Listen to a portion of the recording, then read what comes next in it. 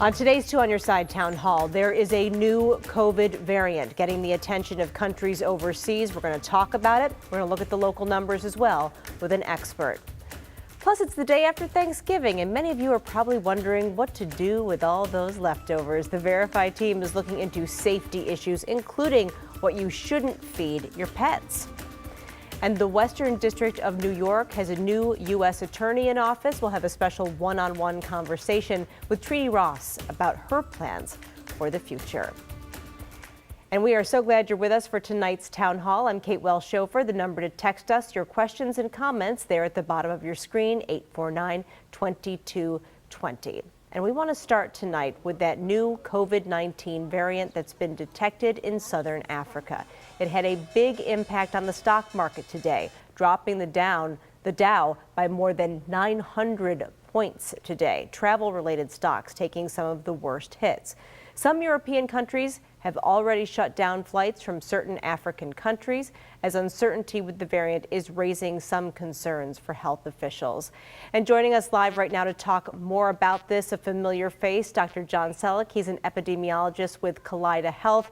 Dr. Sellick, we're glad to have you back, and I'm going to get right to it tonight. As of today, there have been a few dozen cases of the new variant identified in South Africa, Botswana, Belgium, Hong Kong, and Israel.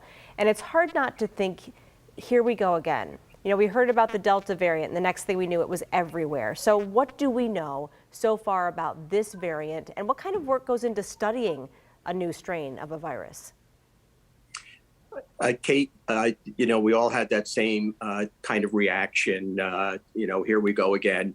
And I think that some of what we're seeing with this is people taking this, let me not say more seriously, but, being a little bit more aggressive in terms of their thought process with this after what happened with Delta, because Delta was really out of the bag before we were able to react to it. So the new variant, which the WHO scientists this afternoon named the Omega variant, has a large number of mutations in the gene that codes for its spike protein. What we don't know yet is whether or not, and this is the same discussion that we've had with many of the other variants, we don't know if this is going to make it make it easier for this virus to spread, the ones that have this mutation, or if it will escape our vaccine coverage. Those are the main things. So what's going to go into this now? There's about 100 cases that the South African CDC has said that they have been able to sequence. As you noted, there are a few others that have been found around the world, largely in people who have come from the southern region of Africa. And this is going to be that kind of meticulous process that we've gone through before in trying to pin down whether or not this is really going to be more of a problem than Delta is or not. One of the big problems is that this popped up in South Africa, and in their press releases, they said that, we've seen this increase in cases. The problem is that South Africa only has about a quarter of its population vaccinated. So we don't know if this is spreading just because there are so many unvaccinated people, or if this really is a much worse virus. Hopefully it is not. So certainly a lot of questions that still have to be answered here. And you touched on this a little bit, but researchers and experts looking at the new variant say that it has a, quote, very unusual constellation of mutations. So what does that actually mean? And I feel like it's a topic that we've covered in the past here, but as far as mutations of COVID, what are the concerns with that? Right. It's they have pointed out that they have found 30 different substitutions in that gene. And some of this can be done, with our knowledge of molecular biology now.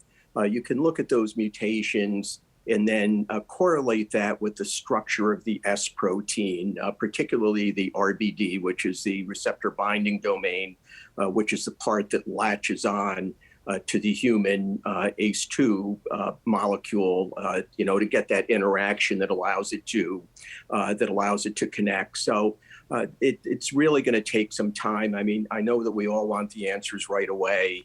but we don't know yet whether this is really going to make it, make it more severe than Delta, because Delta is already very efficient in terms of its ability to make that connection that allows it to latch onto human cells.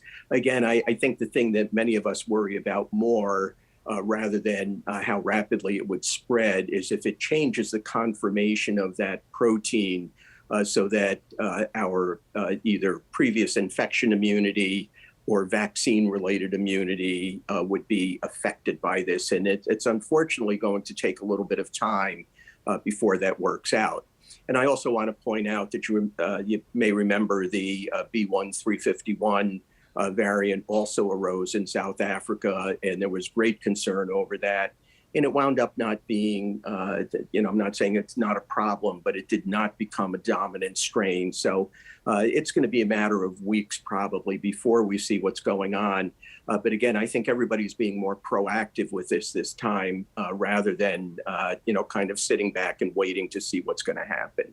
Right, getting on it as early as possible. We also wanted to ask you tonight about the experimental COVID treatment pill from Merck and Company. Today, the drug maker released new information on the pill, finding that it showed a 30% reduction in hospitalizations and deaths among 1,400 patients. So earlier, you told us that this news was less than stunning. Can you tell us more about why that is, and what do you make of the other findings here from Merck? Yeah, I think that you may remember when we talked about this a few weeks ago, we were dealing with purely a press release at that point, and Merck saying that their drug was, I think it was somewhere better than 50% effective in preventing hospitalization and death. And now with about double the number of patients, so that was the patients who were in the study have now been followed long enough to be analyzed, we see it's about 30%. So that's not, that's not to say that the drug is not going to be valuable. There may be some utility for it. Certainly the initial enthusiasm that, it's going to be, just get a prescription for this and it's going to be good. We've also seen the same thing with oseltamivir, which goes by the trade name Tamiflu. For the flu, the range of efficacy in terms of what it does is not, this is not like, treating somebody with an ear infection with amoxicillin and all of a sudden they're better a day later. So we're not going to see that kind of benefit from it. I think it's going to be interesting to see if there becomes some role in prophylaxis, because that's one of the places that for years we've been using Tamiflu, for instance, with nursing home outbreaks. We start giving it to the other patients to prevent them from getting sick. So I don't think the story is complete yet, but certainly not as exciting as what it sounded to begin with, which is why most of us, continue with the jaundiced eye, the proverbial jaundiced eye, until we actually see the data to see if it really matches up with what came out of the press release. We have under a minute left, Dr. Sellick, but quickly, we haven't spoken to you since Erie County reissued the mask mandate for indoor places. We're interested in your perspective on that, and if you think that that's something that maybe should be considered across the board again here in Western New York. Kate, I think we're really in kind of a tough situation here. If you compare the Western region to the New York City area, our case numbers, our percent positivity, all of the metrics are much, much worse. We have as many patients in the hospital in Western New York as they have in New York City, with a hospitalization rate that's about 5 times higher. New York City has had great success with reinstituting mask use and requiring vaccination for things like restaurants and other venues. So I think that is, as much as we may not like this, our hospitals are absolutely full to the brim right now in Western New York. There's, we have no wiggle room if we keep having people with COVID get hospitalized, particularly in the ICU. So this is something that we really, we really need to be serious about. As much as we may not like it, I think it's really a pretty non-destructive step to make sure that we can keep these numbers down so that our hospitals can remain open and fewer people are getting sick and dying. Expert perspective behind the headlines tonight. Dr. John Sellick has been our guest. He's an epidemiologist with Kaleida Health. Dr. Sellick, thanks again for being here. Thanks very much, Kate.